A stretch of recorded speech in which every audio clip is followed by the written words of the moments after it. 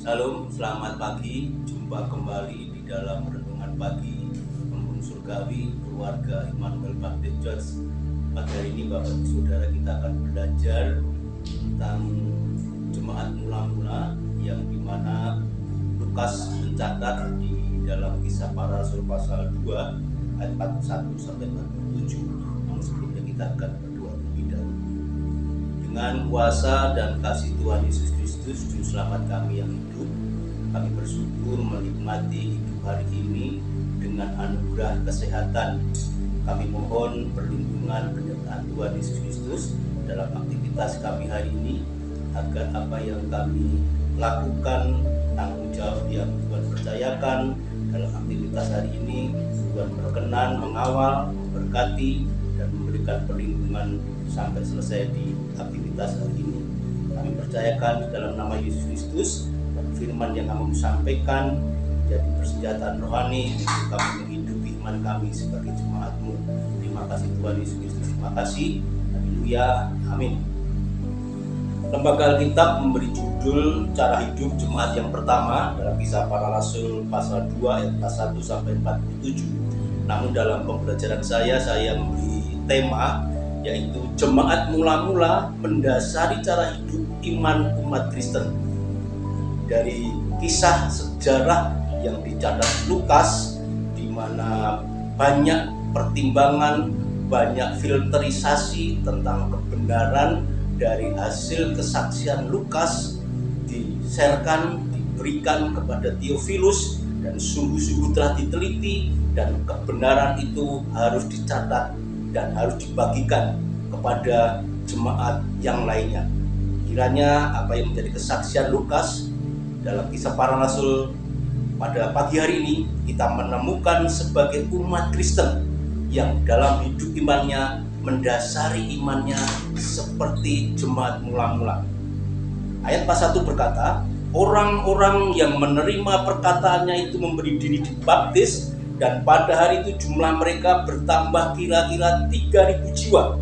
Mereka bertekun dalam pengajaran rasul-rasul dan dalam persekutuan, dan mereka selalu berkumpul untuk memecahkan roti dan berdoa.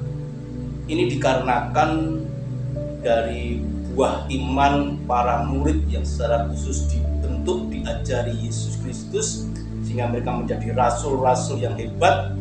Dan ketika hari Pentakosta, Petrus yang menjadi pemimpin para rasul melakukan gebrakan khotbah yang dahsyat, bersaksi dengan runtut tentang Mesias yang dinantikan oleh umat yang ada di dunia pada masa itu, di mana mereka berkumpul dan mereka mendapatkan lidah-lidah roh Allah, pengetahuan yang dari Allah, sehingga Petrus bersaksi tentang kebenaran Yesus Kristus, sehingga banyak orang menerima perkataannya dan banyak orang percaya dan dibaptis. Ada 3.000 orang jiwa yang percaya, dan reaksi mereka bertekun, mereka berkumpul, mereka berdoa, mereka membagi roti, artinya saling berkorban, mencukupi kebutuhan mereka satu dengan yang lainnya, dan mereka tidak lupa terus berdoa. Jadi apa yang harus kita kerjakan bagi jemaat yang sekarang ini? Ada 3 hal yang harus bisa kita ikuti cara jemaat mula-mula. Yang pertama adalah mereka tetap bersatu, mereka mau berbagi, mereka mau saling mengasihi, dan mereka merasakan bahwa kepunyaan mereka bukan milik mereka sendiri, tapi patut dibagikan. Itu tercatat dalam ayat 43 sampai 45. Dan ini diulang oleh Lukas dalam Kisah Para Rasul pasal 4 ayat 32-35. Bagaimana cara hidup jemaat mula-mula?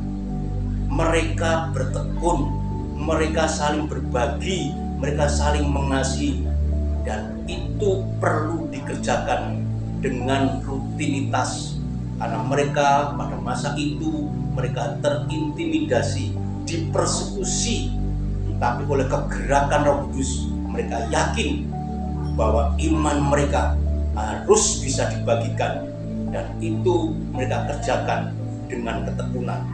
Yang kedua, Bapak Saudara, mereka bertekun dengan sehati, mereka berkumpul dan mereka secara bergilir mengerjakan imannya.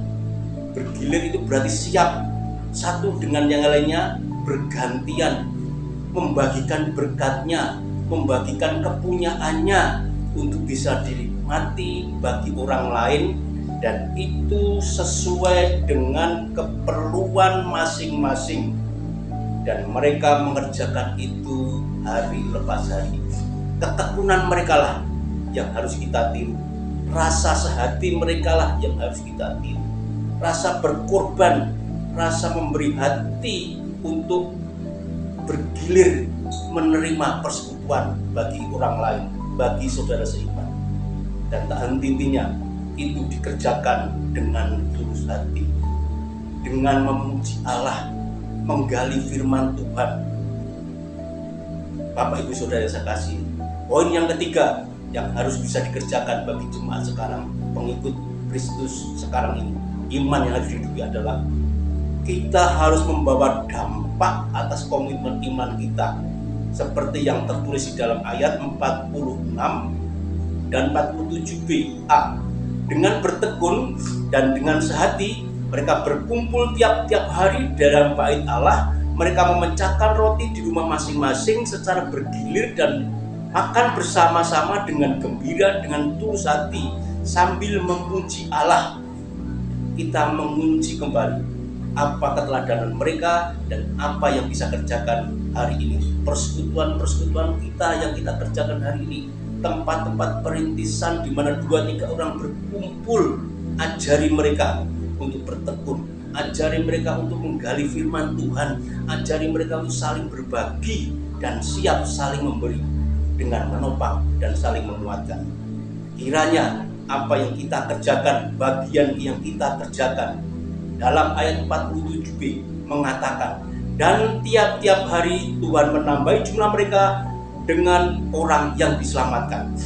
Ini berarti bagian umat percaya mengerjakan dengan ketekunan, mengerjakan dengan tulus hati, mengerjakan dengan gembira dan tak henti-hentinya. Bagian itu harus kita hidupi, dan yakin percayalah bahwa Tuhan yang hidup, Yesus Kristus yang hidup, akan menambah jumlah-jumlah jiwa baru karena keteladanan kita, keserupaan kita yang mengerjakan firman Tuhan. Itulah yang menyenangkan hati Tuhan. Itulah firman Tuhan yang tidak pernah usang dan masih berlaku sampai saat ini.